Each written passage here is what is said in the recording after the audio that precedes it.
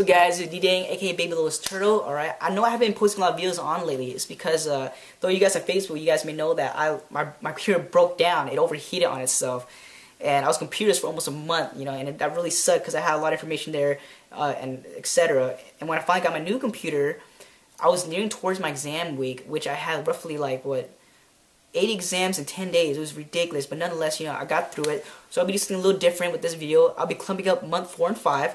Day 120 and day 150 together, okay? And we'll be comparing the results between those 2 months, alright? So one thing I'll talk about, okay? Month 4, lack of a better word, I messed up. Okay, I messed up my diet, okay? And what happened was I didn't gain weight. I stayed at 125. In fact, I stayed at 125, but my body fat went up. That means that my muscle mass went down. And I'll show you guys a picture of me at that point.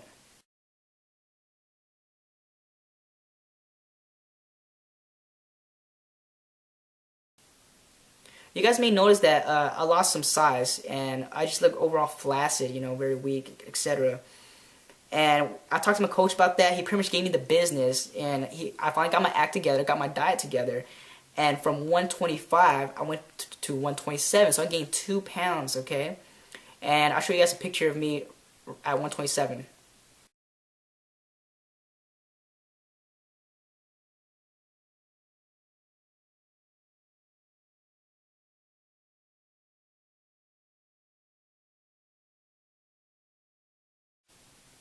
And now you guys may know that I look a little bit more fuller, you know, a little more thicker, you know, and that's what we're trying to achieve. We're trying to gain weight, right? Because we're trying to see how much weight I can put on my smaller frame, as well as, you know, just gradually, you know, stack on some mass and just pretty much maximize the potential of how much muscle I can gain.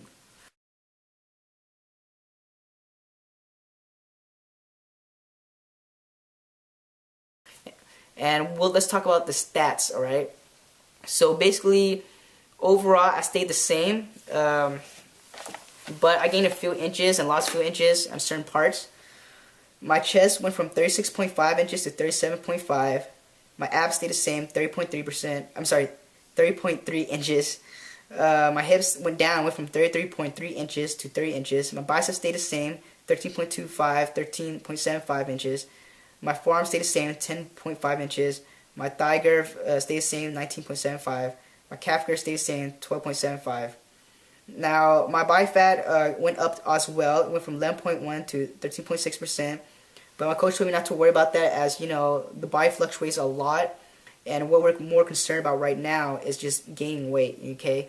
And another thing, too, he talked about was the importance of cardio right now. Since he wants to keep my body fat in check, you know, I'll be introducing a little bit cardio, a little bit interval training within my workout routine, which is not too bad. You know, my body frame naturally walks around at 9 to 10% body fat, so hopefully I get that down with ease. So some good news, alright, some good news. Besides gaining 2 pounds, I finally found a specific official date for my competition that I want to join. And surprisingly, it's the same facility that my coach competed in which he got first place. So hopefully it'll be kind of like passing down the torch. It'll be on August 20th, right, in Houston. So, you know, I'll be looking forward to that. Another thing, too, I want to talk about is because I pushed the date back, you know, my coach is happy by the fact that now I have a little bit more time to cut. It's still taking the 3-month standardized cutting phase in which individuals cut down all the fat. He wants me to take 5 months, so basically to naturally watch the weight just naturally, gradually fall off, right? To a point I'd barely notice.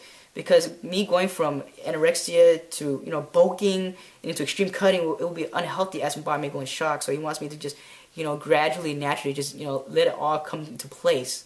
And I'm all for it, you know. And it'll be my first competition, so, you know, I want to do it right and do it as healthy as possible. So another thing too I want to talk about is supplements, okay? Now, a few of my friends on Facebook are asking me, hey, D, what type of supplements you take, okay? And how I should take them, this and that. I'll let my coach answer that supplement question.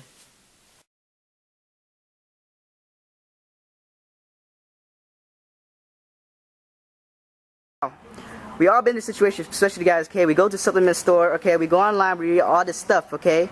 Now, a lot of it is myths, alright? So what are some myths that you like to clarify and debunk? Is it some things that can save us, you know, make sure that we're healthy and we're saving money? I mean, you can't go wrong with whole foods. So everything that's whole. You don't have to do. There's so many supplements out there, and there is not a lot of regulation in supplementation. People can actually make stuff out of their garage and just put a label on it and sell it. So you don't know what's going into your system. I would just stick to the really basic stuff. Is you can never go wrong with it. Multivitamins, a good quality protein. Basics, right? Basics. You don't need all this other crap. They're just trying to sell it to you. It's just all market. I mean, they come up with stuff that doesn't make a difference. Like, and especially for somebody that's just a regular that goes to the gym just to look good, doesn't need the kind of supplements that say like a pro bodybuilder would need.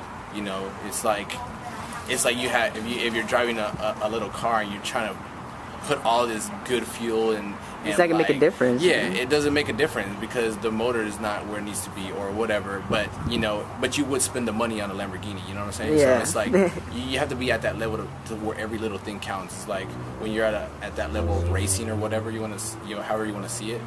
Every little thing counts because it shaves 1/10 of a second. Gotcha. Off, But when you're just a normal person, you just need the basics. That's it. And I would just say good quality food and be consistent because you're never gonna see if it doesn't work or it does work by just trying it for a couple of days, getting off of it, coming back, stopping for a week, and then coming back. So all this, you're never gonna be able to gauge it properly, and then you'll just blow it off. And maybe it did work. You just didn't give it a chance to work. So there you guys have it. Basically, if you guys are not on that level of working out, taking supplements won't do anything to you. And as far as what supplements I take, right now I'm fairly basic, just protein, carbohydrate, and maybe some BCAAs. That's pretty much it. And a lot of food, a lot of good foods. And another thing too, before I can happily say I beat anorexia. I looked at pictures in previously, I'm never going back to being 109, 107. I'm not doing that ever again, My parents saw the changes within my body. They say I look more fuller, I look bright, my face is filled out, what I'm saying? And I've never been this heavy before, and I'm happy with the weight, what I'm saying?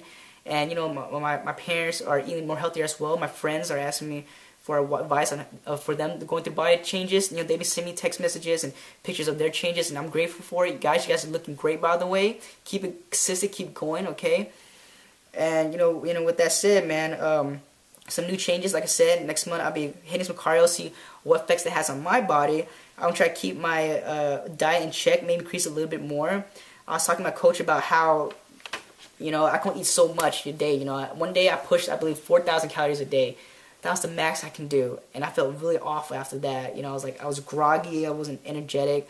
So we wanted to kind of keep it healthy. Just keep it a balanced meal. I'm hovering roughly around 3,000, 3,500 calories a day, and trying to stay consistent. And depending on how much weight gain I gain per month after this, will determine how we will tweak our diet, okay? But once again, we can only do so much, but nonetheless, we will keep going forward, right? Once again, competition August 20th, and thank you so much for all your love and support. And do know that, look, guys, for those of you guys who are undergoing body transformation, you guys who want to go through all this good stuff, right? Know that it can carry on with your lives as well, as far as school, work, etc. Okay. Now that I'm doing this, a lot of my friends are eating more healthy, my family's eating healthy, but also this drive, this goal also carries on to my academic. I never miss a day in class. I have perfect attendance. I always have B's or A's. I'm trying to get more A's than B's. Every single semester, trying my best to reach that goal. And and also as regards to family, spending more time with them, etc. So just know that these changes may also change your action to other things, and do know that one day you may be able to pass on your knowledge, your experience to someone else. So think about that as well. So much love, guys, and take care.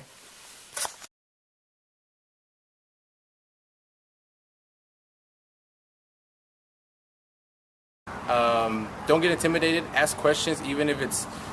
You got to filter out what you hear in the gym, but basically, if you don't know how to do something, ask somebody that looks like they know what they're doing.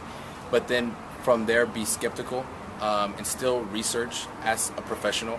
But at least get something where you can get something going. Don't get intimidated. Just be friendly, and people will.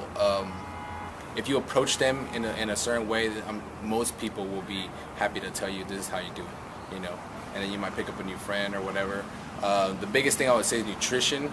Like 70% of the results. That's so true, man. And mindset. Mindset is.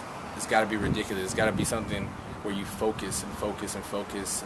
You can't let anybody else slow you down if there's something, especially if it's something you really want. But you got to get at that point where it's like you got to make that change.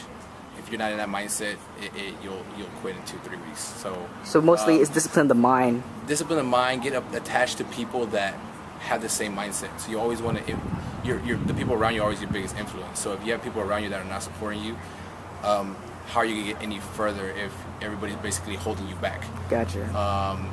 Or sometimes even if you can't find the support, you got to make your own support. Even if you find it online or wherever, it doesn't matter. You just got to hold on to. I mean, since y'all know D, I would strongly say, you know, attach yourself to him because he's very strong-willed, strong-minded. Much love, man. He's very consistent, and that's good, man. And when we train together, he goes hard. I try to hold it in. I try to hold it in. To the point where he looks like he's about to pass out. Or he's trying to impress me or something. But that's good, man. He pushes hard, and I know he's doing his thing every day, and he's got school, and to have all that, really to see what he does at home, at school, with his family. Basically, he's playing. You know, he's being dad right now to his little brother. Right. So I mean, he's got a lot on his plate, and to do that, and then have set aside time to like achieve this goal that he wants to, takes a lot of effort. It's very strong-minded, strong heart. So you could see him as an inspiration and say, okay, if he can do with all these things on his plate, there's really no excuse for me to not to even try. And do you understand too? You know, like a lot of people, like for me, I look at you, you know, so you can be there. I look at you, you know, as my inspiration, and a lot of my friends, you know, and I'm thankful for any compliments or any inspiration I get, you know, and it's, to me, I feel like bodybuilding is not so much as a fitness thing, but it's more like an overall inspiration thing, and you can motivate other people as well. Yeah. You know? I see it as like sometimes you influence people by just who you are. So I always say be your best because you don't never know who you're going to influence. You could lead by example. You could influence people by not even saying a word, just by how you act on a daily basis, and people want that. They'll start mimicking what you do, even if it's little by little. But you always got to become a good influence or a good role model to people around you. So